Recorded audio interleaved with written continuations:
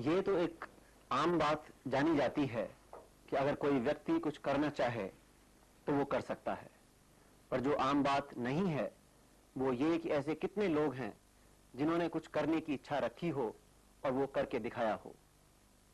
आपकी मुलाकात आज हम एक ऐसी युवा हस्ती से करवा रहे हैं जिन्होंने कुछ करने की ठानी और वो कुछ कर दिखाया। एक खेल है जिसका नाम है पंजा कुश्ती और जिसको साधारण भाषा में पंजा लड़ाना भी कहते हैं। हमारे सब स्कूल और कॉलेजेस में ये गेम या खेल काफी प्रचलित है, पर शायद बहुत ही कम लोग इस बात को जानते हों कि विश्व स्तर पर भी इस खेल में प्रतियोगिताएं होती हैं। भारत की युवा खिलाड़ी कुमारी प्रीति अरोड़ा, जो मेरे साथ अब स्टूडियो में आप देख रहे हैं, इन्होंने पूरे संसार में भारत का नाम ऊंचा किया है जब इन्होंने 1983 में विश्व प्रतियोगिता जीती पंजा कुश्ती में। प्रीति, 1983 में आपने ये प्रतियोगिता जीतकर बहुत ही कामयाबी हासिल करी।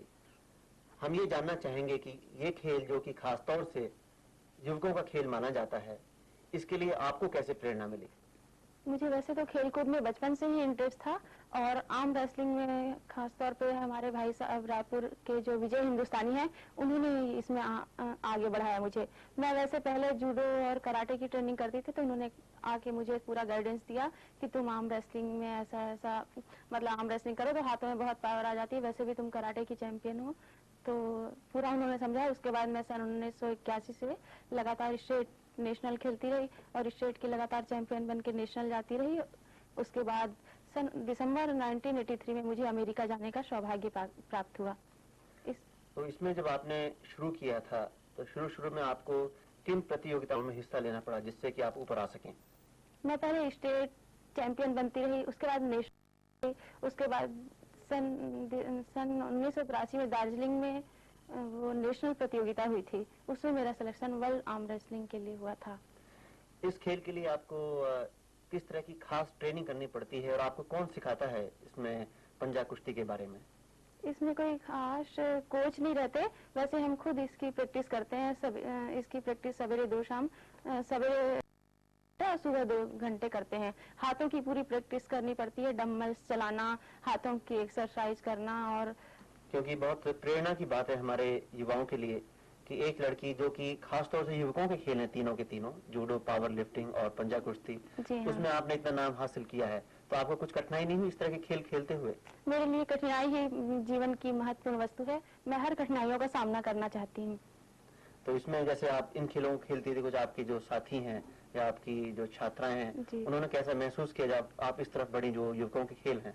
जी हाँ, मेरे कई स्पोर्ट्समैन भी साथी है और दूसरे जो नॉर्मल है, जो खेल में नहीं है, वो भी साथी है, लेकिन उनके साथ दोस्ती करके मैं उनके भी धीरे धीरे खेल में आगे बढ़ा रही हूँ।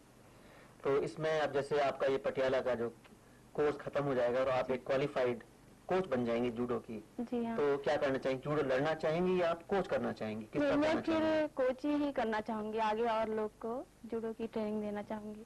मतलब आप जो है जूडो में खुद नहीं हिस्सा लेना चाहेंगी? कंपटीशन में हिस्सा नहीं लूंगी, वैसे स्पोर्ट्समैन तो रहूंगी ही, कंपटीशन में हिस्सा न लेते हुए भी मैं प्रैक्टिस करूंगी। सिखाना चाहेंगे बाकी युवाओं को कि जूडो के खेल को उसका प्रचार करना चाहेंगे? जी हाँ, बड़ी अच्छी बात है और हमें बड़ी खुशी हुई कि आपने एक छोड़कर 3 खेलों में इतनी ज्यादा सफलता हासिल की। हम जानना चाहेंगे कि आपके कुछ अगले सालों में किस तरह की आपकी जो है इच्छाएं हैं, क्या करना चाहेंगी आप, इसके अलावा कि कोच करें जूडो में? कुछ और खेलों में हिस्सा लेना चाहेंगी, राष्ट्रीय या अंतर्राष्ट्रीय स्तर पर आप? जी हाँ, मेरा मतलब उद्देश्य है, NIS कैंप खत्म होने के बाद ही मेरा हिमालय पे जाने का उद्देश्य है और इसकी प्रेरणा मुझे बचेंद्री पाल से मिली। तो मतलब आप उसको शुरू करेंगे हिमालय पर चढ़ने की, एक दूसरी आपने एक खेल को लेना चाहेंगे इसके बाद में जूडो को छोड़कर? जूडो को छोड़कर वही आर्म रेसलिंग चलेगी और जूडो, और ज्यादा मतलब खेल में आने से टाइम नहीं मिलता और हर खेल के लिए